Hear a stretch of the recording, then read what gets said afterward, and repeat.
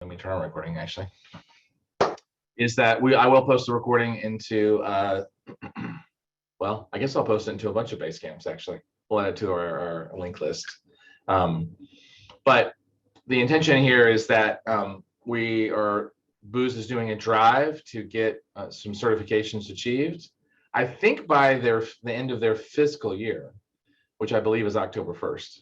So just know that there's some impetus there. So if you're doing an advanced certification in particular, which normally, you get like a full healthy kind of 12 weeks to do it, you're probably at the 10-week mark, just so you're aware, to kind of like achieve your certification from Booz's perspective, because they've asked for everybody to be done by October 1st. So Monday, it would be 10 weeks for the Monday before October 1st. So just so you know, we're probably technically at like 10 weeks and 2 days. So that being said, hopefully you've all seen your certification study guides. Hopefully you've all signed up for Tutorials Dojo and you've gotten access to your basically various exam questions. And you probably are aware that the way we've structured this is that it's gone from basically class to study to practice exam to exam. So let me give you a sample just to make sure that we're all on the same page. So like this is the developer certification. If I go and look at the certification study guide that's under Docs and Files under Basecamp, everybody should have a certification study guide that's specific to their path. And if we download this and just take a look at it, they're all pretty much structured the same. I know it's a little bit of an eye chart, so let me blow this up a little bit. But basically, they start with a pre-assessment that you've done on basically you do the final test on John Bonso's Tutorials Dojo website. Just one of the strategies that I want to be very clear about is that we have you take the assessment first, so you know, one, which sections you're not super strong on, and two, just in general, how you're going to do on the exam.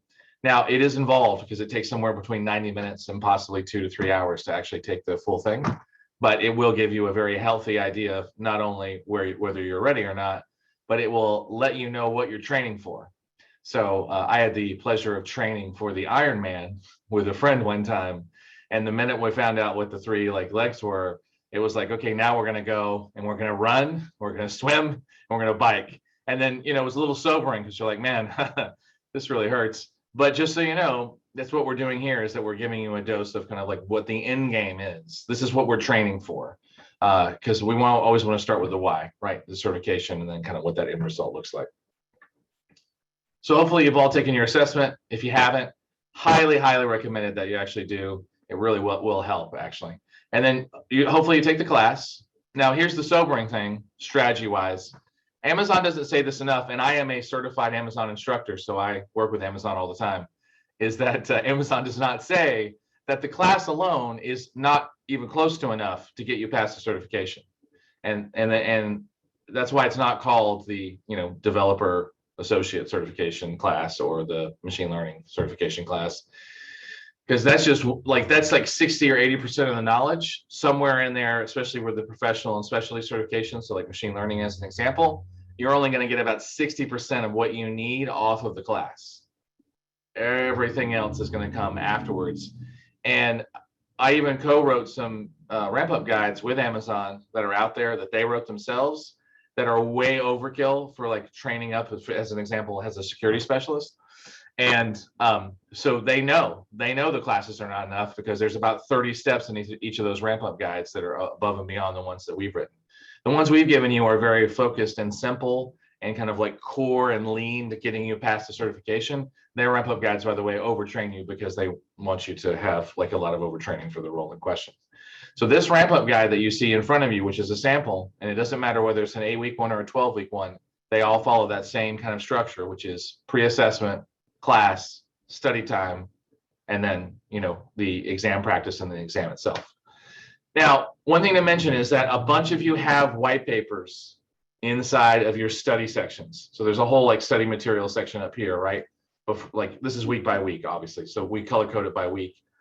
So you've got a bunch of study material in here, and it usually follows into 3 or 4 general categories. You have white papers, you've got digital training, you've got labs and workshops, right? Or sometimes there's like a 4th kind of random component, but that's generally it. One word of caution is that if you do have a white paper, to date, people who have done 70 or 80% of what we've asked them have passed the exam on first try. So these are all proven, right? So these are proven methodologies. Doesn't mean it works for everybody, but I guess I want to emphasize that because you're not going to go in and memorize the white papers. You might memorize some of the techniques if they're very specific. You're definitely going to memorize the broad strokes. So for example, in this case, if a developer reads the well-architected framework white paper and they can't tell me what the 5 pillars are for the well-architected framework, that's a kind of a deal breaker, like they didn't actually memorize it enough, right? But I don't need them to sit there and rattle off the 10 examples that are underneath the 5 pillars. I can't even do that. And I've seen that white paper like 20 times, even in the last week. So, but they need to be able to rattle off an example. For example, if one of the pillars is operational excellence, you probably should know that infrastructure as code is a part of operational excellence, and it's not part of reliability as another pillar. So, word of caution, if you have a white paper, memorize, skim, get broad strokes. If you see something very applicable to your role, like like a pathway about how to approach incident response and security, or a way to do like training and modeling, you should definitely deep dive on that. But remember, we're looking for 70 or 80%. That's what we're really looking for. Don't worry, you can come back and read a paper. I know you type A's out there want to get out there and perfect everything. I support that. Maybe on another time frame. So that being said, that's the strategy for white papers is in general, skim, memorize broad strokes, dive into certain details, but leave the rest on the table, okay? The other thing to mention is that underneath this digital training section, which almost every one of the certifications guide has, word of caution, this is aws.training, which is a free training site. If you haven't been here before, hopefully this is now a very useful resource to you. Once you sign in, which by the way, you want to sign in on the left, not the right. The left is the one, the Amazon. And you don't have to use let me rephrase this. You do not use your Booz account here, because if you create an AWS account with your Booz Allen, just so you know, your manager's going to get an email and someone's going to get a call, most likely you. So don't create an AWS account with your bah.com email. Booz does not like that, and they will immediately call you. It'll take about 15 minutes, maybe 20 for them to call you. Okay, so just caution. I was told to use our Booz account. I didn't have to sign up, which is weird. So I don't know if it was part of the free training thing that AWS is doing. But for lab, when I'm going to go just learn things on my own, I was told to use my own personal account. So here, to take the practice test, we're supposed to use the Booz account. That's what I was told. No. This is AWS.training. This isn't Tutorials Dojo. Right. Tutorial, everything else you're supposed to use your Booz account. This is the one you're not supposed to use your Booz account. Okay, yeah. I was given the wrong information. So if you see this where it says Amazon at the top, this is where you don't use your Booz account, actually. Yeah. So if you notice, even I just use my own personal account, so that way it just stays with me. But when you sign in, by the way, it takes you to aws.training. Mm-hmm. So again, if it doesn't actually log you into AWS, you're probably okay, because you would have gotten an email by now if that had happened. So you're fine. But honestly, you can use any email address you want to here. This one doesn't really matter. In this particular case, once you've signed in, obviously, and you have AWS.training, there's tons of other stuff here. So just know, for example, if you were looking for SageMaker, because you're doing machine learning as an example, there's tons of free digital trainings that are here, that are going to be useful if you want to supplement what you're studying. You may not have space for that, but I'm just letting you know, we recommended very specific classes that strategically and tactically would get you towards a certification. But if you need to supplement with something else, just know there's a bevy of other material on aws.training, okay? The other thing to note is that once you get past the study phase and you're inside the, basically what we call the practice exam phase, which is just this section right here, that usually lasts 2, 3, 4 weeks. Arguably, it is the most important phase out of all of your training, and here's why. You've probably, when you've taken the class, you learned some material, you read some white papers, you learned some material, but the real challenge for the exam is how do you recall the material? So you may remember in this particular case is that, you have access to Tutorials Dojo because I can actually pull it up, which is not, hold on one second. So for example, let me choose, I'll just stick with the one that I was working with before, which is the Developer Associate Program. if I'm over here and I'm taking the Developer Associates program, one of the things that we've done is we've said, look, make sure that you spend the last 2 or 3 weeks doing the practice exams, in particular, the review mode and the section-based ones. And if there's a topic-based ones, that one's actually perfectly appropriate as well. Here's why. Those 2 modes allow you to check your answers right away. Timed mode does not. And I really want you to get direct and immediate feedback about whether you just guessed on the question and you guessed correctly, or you reasoned on the question and you reasoned correctly, or you just know the answer, which probably doesn't require you to check your answer because you got it right, right? But even then, sometimes we're wrong. So it's good to have that consideration. The other thing is that when you come in here, there's going to be anywhere from 2 to 6 review mode sets of questions that you can choose from. You're going to choose one of the review modes and you're going to do that one repeatedly until you can get a 90 or 95 percentile consistently. You're not going to sit there and try and master all the questions at one time. It's too big of a working set of knowledge. Master one of the sets of 65 questions, get a 90 or 95 percentile on it, and then move on to the next set. Now, the number one complaint I hear is, well, Michael, at that point, am I not just memorizing the answers? And the answer is, yes, in part, you will be memorizing the answers, but let's be clear about what we're talking about. If you were taking a class on algebra and I just threw 65 questions on algebra at you and you somehow memorized the answers, that would be a different thing because that means you wouldn't be able to calculate algebra. This exam is a trivia exam. I'm not minimizing it, but it's not a hands-on exam yet, though they're headed that way, like the Kubernetes exam or the new system operations exam, which have a hands-on component. So when you're memorizing the answers to these questions, you are memorizing the necessary trivia and components to actually be able to do it. But it's more important than that, and it goes a little deeper because we wouldn't just set you up for memorization. That's cheap, and we're just not that way. When you actually come in here and take these questions, and you probably saw it when you took the final test, although the final test doesn't give you immediate answers. When you come in here and actually take these quizzes, and let's say I just choose question number 30, and let's say I don't even read it. Let's just take a guess here. I read it in like 5 seconds. So let's say that that's the right answer, right? Which in this case it was, right? So what's going to happen is they're going to give you the right answer. They're going to tell you why the other answers was wrong, which is important. And then, here are the docs, right? So these are the docs, the source documents that actually give you the answer. Now, don't be impressed because just now you were like, hold on, Michael just looked at that question and got the right answer. Yeah, because I actually know the answer before I have even finished the question because I know exactly what they're going to ask, right?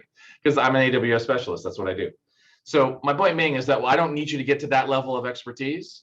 I need you to get it so that when you finish the question, you're like, programmers developing a shell script. It's using the CLI, got it. They're using objects in a bucket. Well, that's automatically S3, so it's not any other service. S3 is the only one that does that. However, the script is timing out if the bucket has tens of thousands of objects. Well, that's a problem, and actually one that I've actually run into in the real world.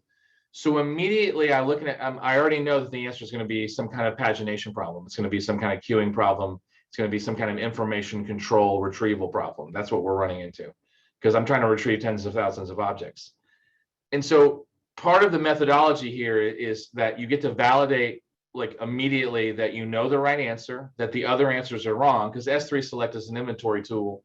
CORS is used for website scripting, and S3 Transfer Acceleration is used to transfer files faster back and forth between S3 and the client. But that's because you know the services. So the only way you get that, by the way, is knowing that these other answers are wrong, because in these answers about why they're wrong, they tell you what they do. And you want to kind of get to that level. Now, the reason that's cool also is that not only will that help you pass the exam, but the next time you're sitting in a meeting and someone says, hey, can we turn on, transfer acceleration for BitTorrent? And the answer is no, because they actually just retired that. But if someone says, hey, can we do it for FTP? Oddly enough, you can, because you know the service. Now, I know you guys are specializing on different things. This is about developer. My point being is that in your respective areas, that's the kind of like thing you want to get to. So these review mode questions as the last part of your whole study program are super important because they're going to test your recall. They're going to confirm that you know the right answer, and they're going to teach you why the other answers are wrong. And so you're going to learn a whole lot about the AWS ecosystem. In addition, if you keep failing questions on how to list objects in S3, just as an example, you can literally go read the actual got instructions for like how List API works and kind of what its like relative limitations are, right? See how it says up to 1,000 objects into a bucket, right? So these questions are incredibly important for that reason, because they're going to allow you to test your recall and reinforce what you know. Any questions about that before I break down the anatomy of questions?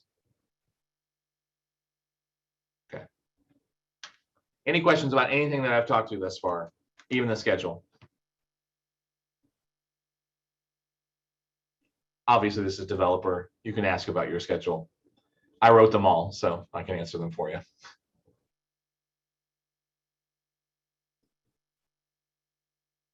Okay. All right, a couple other things to point out. Let's back up here. Let's do something that I'm actually not a specialist in. So let's pick machine learning, right? So that way Marissa and Manali can like show us their expertise. All right, so let's say we're in here and we choose, we're going to do review mode. Notice there's only 2 sets of questions, right? So those are going to be the 2 tests that you're going to focus on. You're going to repeatedly do the first one till you get a 90-95 and the second one for a 90-95.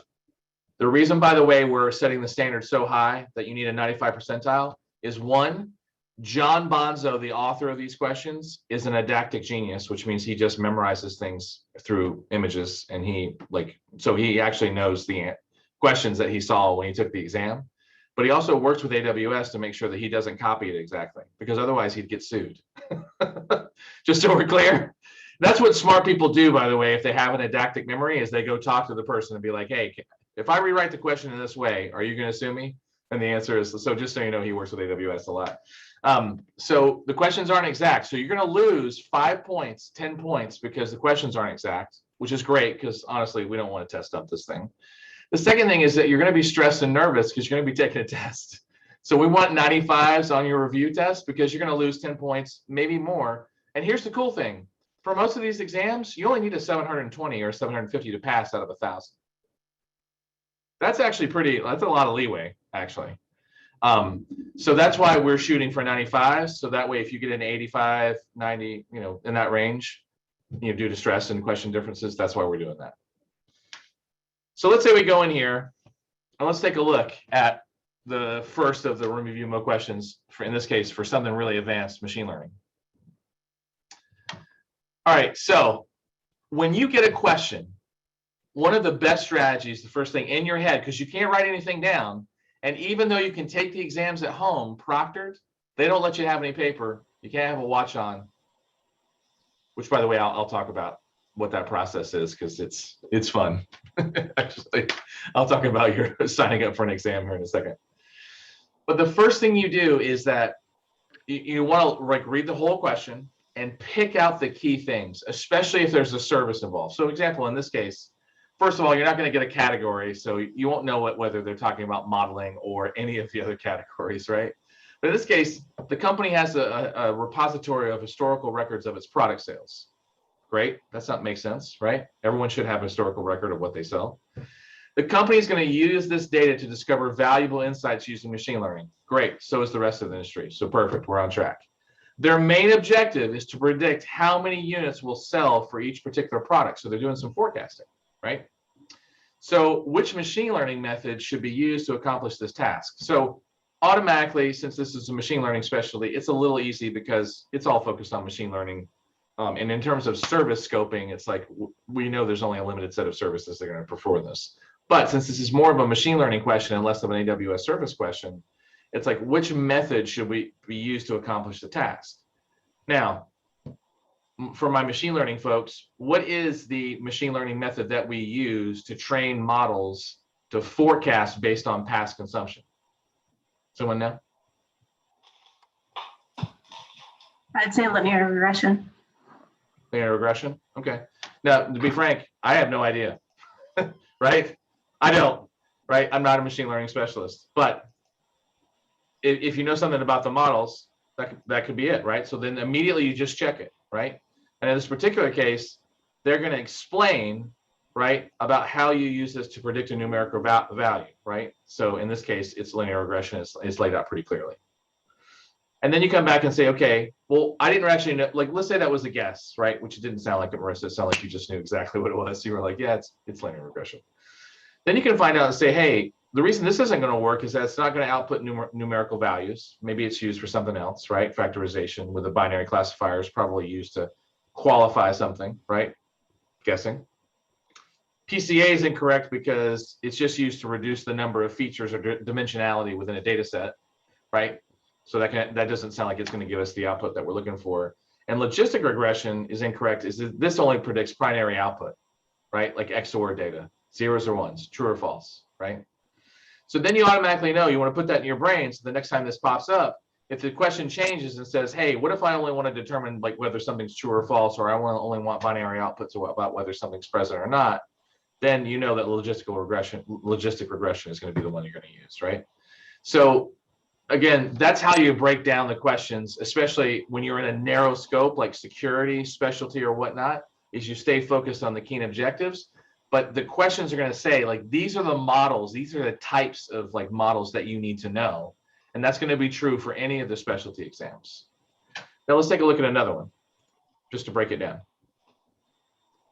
So a healthcare company has a claims processing system that uses Textract, which, by the way, we should probably know what Textract is, right? To extract critical information from thousands of scanned medical records that are in PDF format. Records that fail to meet business validation are returned to in-house employees for further inspection. This type of operation, it adds to the time it takes to complete the process. What must be done by the company to expedite the current operation? So what's the problem? So they got a process, right? And they have a claims processing system. It's using Textract to extract critical information. And what happens is that when records don't meet business validation, they're being pulled out for like a manual inspection process. And it sounds like that's slowing things down. So they want to figure out basically how to improve the process. So when we look, it says route predicted records that fall below the required confidence score to the Amazon augmented AI. So basically what that says is that if it falls below a certain confidence score, what we're going to do is we're going to send it to another like system, right? And then we're going to let the employees conduct manual reviews on important keys before doing the validation. Now, that sounds pretty good to me, but honestly, I have no idea. So I'm like, okay, convert the scanned records to JPEG and allow apply downsampling to reduce the file size before uploading them to Amazon Textract. That sounds just wrong. Why would you downsample a JPEG? Is the problem resolution of the JPEG? So even though I don't know anything about machine learning, I'm pretty sure that's not the answer, but I'm open to being wrong about it. Instead of Textract, we're going to use Amazon Rekognition to detect textual data from the records, use the extracted information to process the claims. Okay, here's the problem. My understanding of Rekognition is that it's an image, like kind of identification tool. Like it identifies what's inside of an image and then like provides like information about what that object is. So unless it can somehow be applied to text, which, you know, maybe it can, I have no idea. I don't know that it fits here because it's usually used to identify like, hey, that's a stoplight or that's a ball or, you know, that's a whale. It's on a beach somewhere. So that doesn't sound right either. And then route predicted records that fall below the required confidence score to Amazon SageMaker ground truth.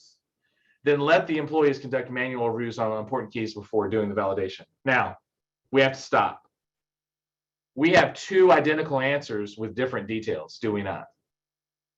So typically, by the way, just to let you know, that's usually a flag that the answer is one of those two things. Not always, but typically that's what that means, is that the answer is there and Amazon is testing about whether or not you actually know what these services do.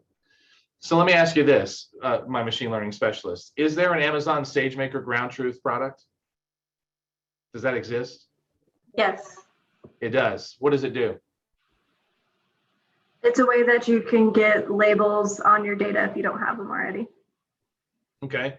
What about the Amazon augmented AI? What does that do? I don't know if that's a real one, to be honest. I don't either. Manali? Maybe No. Manali, yes.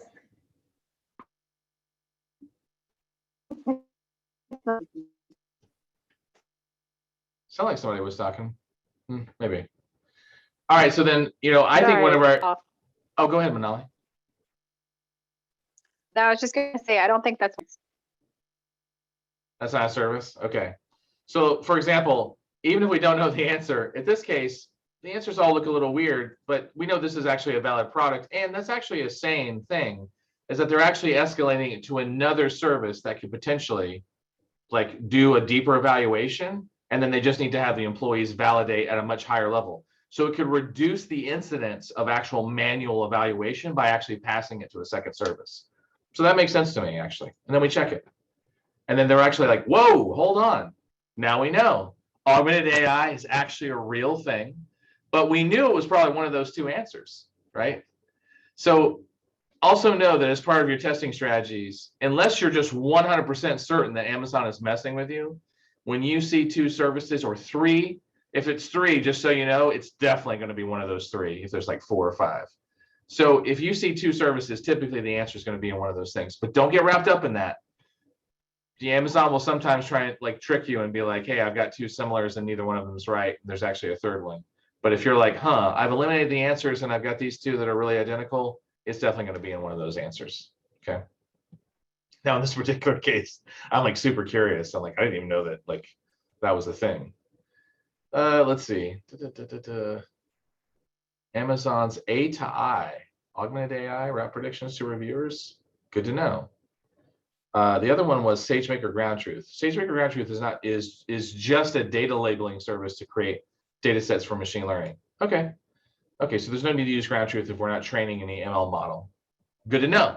Now we all know that SageMaker Ground Truth is actually used for labeling data sets, which is what you said to begin with, but I wouldn't have thought that its only real use case is to actually create high quality data sets. I thought maybe you could actually like modify that in some form or fashion. But I hope that's useful, is like, that's how we want to break down the questions. We then want to be able to qualify the answers. And even if we have to guess, let's eliminate low probability items and focus on high probability answers, right? Because I mean, just to be frank, I mean, even in our daily lives when we're designing and doing technologies, we are in some cases like making guesses about what the outcomes will be against our like different features and dimensions. so Michael, question for you though, Go since ahead. it wasn't the only one, so one of the services that was highlighted in the training itself, when would we have learned about augment AI? You wouldn't have. That's why you that's why you have to take the practice exams. So to be like, and it's probably actually somewhere in the ML set. I know because Ryan came back to me and was like, I need you to remove some of the stuff out of here because it's overkill, which I did, right? From the ML program, but it's actually in the ML program. There's actually a section that goes through all of the data services, the ML services that are actually in AWS. And so you would have seen it actually in that review. So there's actually a section, and if you have access to the certification study guide, you can see it in there. It's probably like week 5 or week 6. It goes through every single service. There's an overview of ML services in there. But just to say that, even with that, Manali, you might not, let's say this is a brand new service and it wasn't included. This is why you have the practice exams. The practice exams are the catch-all. So, because the class doesn't only teaches 60 to 80% of what you need. Got it. So paying close attention to the practice exams and then the white papers. So the study guide essentially. Okay. Yeah. Basically. And that's why we have the practice exams here, is so that they can catch anything that was missed, right? So that like that you're like, hey, I don't know anything about the augmented service. Well, now we all got to go read up on it. Just so you know, I have to be ML certified by the end of the year. So, just as a new thing that I have to do. So soon I'll be able to answer some of these questions, but not right now. So, but that's why the practice exams are there. Amazon doesn't say this enough, and I hope maybe I said this at the beginning. You only get 60 or 80% from the class. Everything else has to be self-study. I wanted to switch over for a second, Nushi. I wanted to switch over to a security exam for just a second, just to give you a sample. Not to put you on the spot. I will gladly answer all of these wrong for you. I don't want to put you on the spot, but I wanted you to get to see your questions. So if we're doing yours as an example, let's pick a section-based one in this case. Notice that you also have 2 review mode question sets. So do one, then the other. So, And then, but when you've done both of them, by the way, put them together, because then you can test your entire working set of memory. But let's say infrastructure security, an easier one to go after. For these kind of questions, in this case, like it says, and by the way, this is the first multiple right answer question we've had. So notice it's not just multiple single answer, it's multiple answers, which can be 2 or 3. I don't think I've seen 4 on the exam. But here, a startup has a single AWS account that hosts its applications. Its security engineers been instructed to provision S3 access to all authorized employees. This will enable them to access both the S3 bucket and the objects inside of it. Which types of policies should the engineer use to grant the necessary permissions? So here's the interesting thing, is that you have to know a little bit about the 5 different ways you can grant permissions inside of AWS. And I do mean 5, because there are SCPs, there's permission boundaries, there's ACLs, there's identity-based policies, and then there's resource-based policies, which is kind of ridiculous, honestly, because a lot of them are deny-based policies and some of them are allow-based, and you can combine them into deny, but like, it's really strange. So, and first of all, we know right off the bat that MFA is not one of them, because MFA is cool, but it's not relevant for this particular thing. And a routing policy, I don't even know. Let's just write that off. So then we're left with user policies, bucket policies, and then SCPs. But when it comes to granting permissions, SCPs are deny policies. All they do is block. They don't actually grant permissions. So in my brain, right, and maybe I'm mistaken, I'm sitting there thinking, well, I definitely know that this is an option, although I wouldn't use a user policy, but I get where they're headed. It's an identity-based policy. Fine, I got it. And then I'm like, but bucket policies are ridiculously powerful. I try to avoid using them because they're really hard to manage, but that's okay. It's there. So then we take a guess and we're like, hey, are we right? Hey, yes, we are. But that shows the logic that I went through, right? Is that in my brain, I started qualifying all the answers. These guys are ridiculous. And so I know these are false. Service control policies are denies. So even if I didn't know what the right answer was, I would have guessed that those were the 2 right anyway. I just so happen to know that those are. So we have what, 1.25 minutes on each question? I love how you broke that down, because it makes it really stressful just to say this. Right? No, You're right. It's like you only have a minute and some time to get these questions done. So like when you hit the 2-minute mark on a question, you just realize that you gave yourself 30 seconds on another question. I just took PMP exam in March. And time management was my killer. I did pass it first time, but still time management is a big deal. I only laughed because I did the same thing, and then I was in the middle of an exam and I was like, I just took 2.5 minutes for this exam. Exactly. And I was like, what am I doing? And then I like marked it for review and just moved on, right? Yes. So, Just like when you said Ironman training, I've done marathon and mini Ironman, and it's like all about pacing yourself. Exactly. So that's actually important, and that's a good strategy, is that do realize that in a 65 question test on the specialty, I want to say, and actually let's go take a look at this, because I want to make sure that you know how to find this. If you search for AWS certification when you're not in all caps, and you go to the certification site, and let's say you go to this little pretty picture here, and you're like, hey, how much time do I have per question? For any of you, if you click on your respective certification, what will happen is on the right-hand side, it'll pop up, and then you'll see download exam guide. Download the exam guide, and it'll tell you all the details as far as domains and breakdown, but also on the right-hand side, it'll tell you the format. 65 questions, 170 minutes. So you can do the math on that, but basically you have 2 minutes and change per question, right? That's basically it, because you've got 40 million. It's like 2 minutes and like 45 seconds, or 2 minutes and 30 seconds a piece. So just know for this. Yeah, what I did see though, there were quite a few multiple options, which just makes it a little tougher. It does make it tougher. Yeah. So for all of the specialists who are taking their exams, you've got 65 questions and it's 170 minutes. If you're taking the professional exams, like any of the ones in the top green, if you look at those are 75 questions. And just to say that most of the, like a good portion of those are throwaway questions. Amazon puts like test questions in there, but you get 180 minutes to complete those 75 questions, right? So again, 2 minutes and change is the general standard for AWS, right? And if you keep going down to like the associates level, this is 65 questions, but you've got 130 minutes, which is exactly 2 minutes per question. And then as you get to the base here, as far as cloud practitioner, not that anybody's taking cloud practitioner, it's basically 90 minutes to complete 65 questions. So it's not even 2 minutes. You have to go fast. So, but it's also the easiest of the exam. So let's be clear about that. Okay, so let's do one more because this was a great example of multiple choice and a great example of elimination. Let's do one more question. Again, remember the right answers are here, the wrong answers are here. So, you've got, and then there's more documentation. Just to say this, John always includes references to the source documentation. So AWS, he will also, if he has them, he'll show cheat sheets. So if you keep failing S3 questions, go dig up S3. If you don't understand the difference between SCPs and IAM policies, guess what? If he has a cheat sheet, go peruse it. These things are gold, actually. Now, it is a data dump. It's a lot of information. But if you can actually just sit there and kind of digest the comparison, maybe even write it out, do your own scribble, do your own synthesis of this. Once you've got this concept, it doesn't change. Don't get me wrong, Amazon adds new features to IAM. They add new features to organizations, which is where SCPs come from. But they don't really change core functionality, just enhance it, right? Because Amazon's very much about adding features, but not mutating existing features unless it's warranted.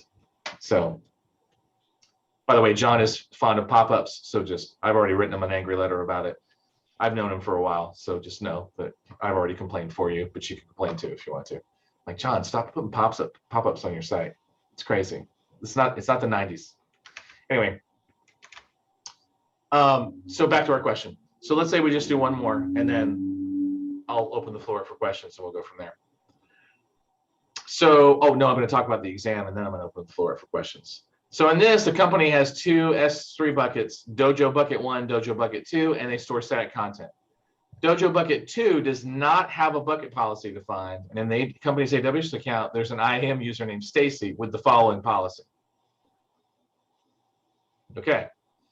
So we're looking at this and it says, okay, what's the policy allow for Stacy?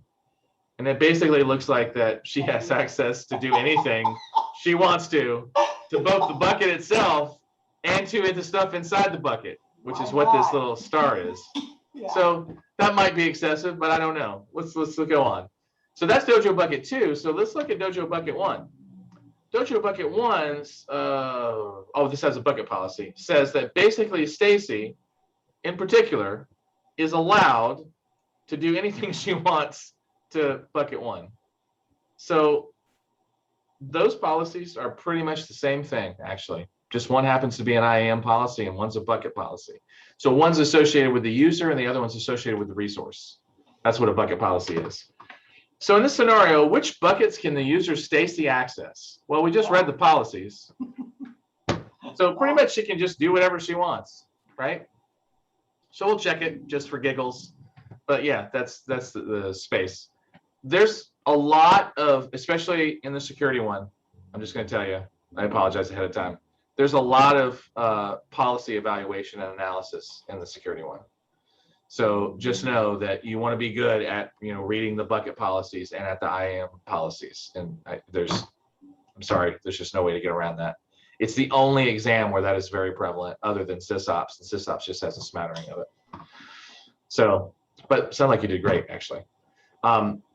So, knowing how the deny evaluation, how permission evaluation works, all that's called out in the correct answer. And then of course it tells us why the others are wrong, but we don't have to look at the wrong answers. We know because we read the policies, we know why they are the way they are. Here's the reference guide, and then here's the cheat sheets. All right, good.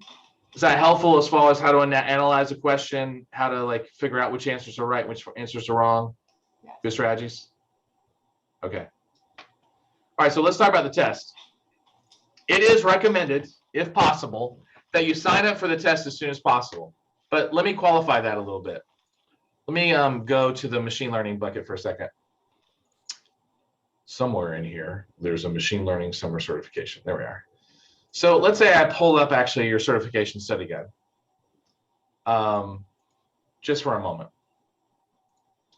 And if I pull this up and we take a look at it and we make it so that it's actually readable. Oh, wow. Excel just does some interesting formatting of these kind of things. All right, so we're here and you have just finished your class and you're now working on study block 2 because it's the week ending 7:30. And you've gone and you're going, and then you get down here and you're like, hey, I have to take my exam. Just to incentivize you, if you know that you have to take it that week of the 27th, it would behoove you to immediately sign up. So whatever your end date is inside of your certification study guide, regardless of your certification, if you don't already have a voucher, please let us know. But you should have a voucher that allows you to sign up for your exam, and I would recommend that you do that. They do fill up, just so you're aware. And signing up, by the way, is just as easy as going to that certification site that you saw me looking at and literally just clicking on your exam. So you click on security, for example, then you can say, hey, you know what? I'd actually like to schedule an exam. That'll be the button on the upper left-hand side. You will log in using the same login that you used for AWS.training. And when you sign in, sorry, what will happen is it will actually take you to CertMetrics, which is the site that actually does, like, it's like a portal that leads to other portals. It's like a meta portal. It's weird. But you can then say, hey, you know what? I'd like to schedule a new exam. And then just so you know, you're going to do Pearson VUE. So you're not going to do PSI because Pearson VUE is the one that does the remotes. And like, these are the ones that, you know, for example, I'm eligible to take. And so when you go to schedule it, let's say it is machine learning. We'll switch over. What's going to happen is it's going to log you into Pearson VUE system. It's going to say, hey, do you want to do it online or at a testing center? Just to say this, having several friends in Atlanta who work for the CDC, to take care of you, I'd highly recommend that you actually just take it at home. Maybe just avoid a testing center. Not because they're like centers of infection, but just to minimize your risk and exposure, right, to take care of you. But if you're more comfortable at a testing center, go take it at a testing center. From what I hear, go ahead. I'm sorry, do you know if they still require you to wear a mask the whole time if you go in person? I took it at home by Pearson VUE in March, the PMP, and the proctoring is not a joke. No, it's not a joke. Not kidding when you talked about it took 25 minutes to cleanse, to prove that my space was cleansed. Yeah. So I'm going to talk about that because there's a process, right? Mm-hmm. They still require you to wear a mask because the Delta variant, unfortunately, is spiking across the entire world, really. But so unfortunately, they do require it now. But if you decide to do it online, one, when you sign up, which I'm not going to click any further because it'll actually commit me to something, is that you see this whole thing about acceptable spaces? I'm just going to forewarn you. When you take this, you want to like basically grab a laptop, grab a cable if you have it, run a cable from your router over to your laptop, kick everybody out of your house, go sit on your dining room table, pull the dining room table away from the wall, and that's going to be your pristine environment. Don't do it at your desk because if you've got 2 monitors, they won't accept that. If you've got stuff on your desk, they're not going to accept that. So they're not trying to make it tough, but you know, it's probably hard for them to proctor it. So I literally just take a laptop. I end up going out to my dining room table, pull the dining room table away from the wall, put the laptop down, run a cable from my router over to my laptop, and that's it. Watches come off, jewelry comes off. One time I did this, I was like, and they were like, Mr. Forrester, can you take your hand away from your mouth? And I was like, oh, sorry. Yeah, I didn't even think of that. And then I was like, and they were like, Mr. Forrester, this is a warning, just letting you know, this is your second warning. Don't put your hand on your mouth. And I was like, man, these guys are actually paying attention, right? Also, at one time, because I've taken multiple exams, my dog just woke up, came running in, and they were like, sir, can you take the camera and move it around? And I was like, yeah, that's my dog. And they were like, could you perhaps put the dog away? Or like, I was like, sure, because they've acoustically fingerprinted the room. So just know, if you take the Pearson VUE exam, go to a pristine environment. And by the way, for the love of God, do not let family members walk in, because I had my son walk in at one point in time, and he just like, you know, he's with his friends. He's not thinking. He's 13. He bursts in. He's like, la la la la la la la, and they're like, please freeze. Did someone walk in the room? It's like, whoa. And so he just walked out, and they were like, cool. If that happens again, we might escalate. It's like, okay, cool. So just isolate your environment. Let your friends and family know. Take your pets out. And by the way, you have to take a picture of all 4 sides of your desk. And if you can't do that, that causes problems. So I know it sounds like a real pain in the rear end. So just go to a pristine space, pull it away from the wall, be ready to take pictures of it, and just make sure it's just clear and clean. And do not read the questions out loud. Oh yeah, don't do that either. And no headphones. Everything you cannot use, you can't even use, the spongy earplugs in case if noise bothers you. So if you live in a noisy place and noise bothers you, I'll recommend you go do it in person. Yeah, they don't allow any Bluetooth headsets at all. Or even the little manual analog spongy earplugs, because you're not supposed to have anything in your ear. Yeah. So I had my hair down because I have long hair and it was over my ears. They had me pull it back. Actually, they were like, you can't, don't cover your ears, please. I was like, okay. I was like, do you know these are Google Glasses? I was just kidding with them, but they don't take jokes either, just so you know. Yeah. So, but yeah, so anyway, it's an easy thing, but you just make sure your space is set up for it. So by the way, the bottom line of all that was just please make sure that you sign up as soon as possible, because I don't want you to lose your spot and I don't want you to stress because it's like 2 weeks before and you don't have any slots available. They will work 24/7, but I'm assuming you don't want to take it at 2 a.m. So, just know that you probably want to go ahead and schedule your exam as soon as possible. Let's see. Last thing that I wanted to mention is that has a Booz Allen employee, and this may not be helpful for the specialty exams, I just want to be upfront about it. But if you sign up using the instructions that are in Docs and Files for Amazon.quicklabs.com or www.quicklabs.com, this is not the same site that you took when you did the class. That was webage.quicklabs.com. This is different. If you sign up with your Booz email address on the public version of QuickLabs, you will get unlimited access to all of the labs for Amazon inside your account. And that's a function of you being a Booz employee, right? And taking these classes. So if you come here and you're like, I have never touched, CloudWatch logs, for example, you can come out here and touch it, right? I don't think there's any SageMaker stuff out here. I stand corrected. There is a fundamentals lab on SageMaker and ML pipelines. But my point being is, and they're trying to add more stuff all the time, but just know that if you sign up with your BAH.com email address, you will have credits. The credits will go up and down because they're not just yours, but just know you will have access to credits. So instead of paying $8 for this lab, you now have access to it. And this is in an AWS account you don't own. So it gives you like controlled access to an official AWS account, and you don't have to worry about what you spend in there, which is nice, right? So just know, I just want to make sure you have that in case you need to get hands-on because you're tired of reading white papers and you're tired of looking at stuff and you want to like get kinesthetic because you want to like reinforce it. This is an option for you as well. And this is in your Docs and Files section for all of your sites. It says Supplemental Labs, and we'll show you how to create a login. And once you're logged in, you can run any lab you want. Okay. That's it. That's all I got. The only thing I would mention is that if you need help, hopefully you've already met your instructor. But if you post something in Basecamp, either myself or Greg or your instructor are probably going to like support and help you. So we're here to support you. So if you need anything, you just let us know and we'll see if we can make it happen. Okay. Questions of any type, floor's open.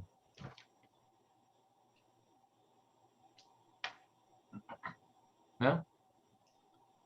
Okay. All right. Well, I'm going to post this video in a variety of different places, but otherwise, if you need anything, please let us know. Hit us up on Basecamp. If you have any questions for me directly, you can always catch me at michael.forrester at, I'll actually post this in, at webagesolutions.com, or you can just ask for me or ping me directly on any of the Basecamps. I'm a member of all of your Basecamps. So if you ever need any direct assistance, I can help you. Greg Wagner is your account liaison. So if you see him replying, he is basically the account liaison for all of Booz. So he can always assist you with anything logistical as well. Okay. All right. I'm going to hang out for a second, but otherwise, we're officially done. Thank you. All right. Thanks, everybody. Thank you very much. Yeah, absolutely.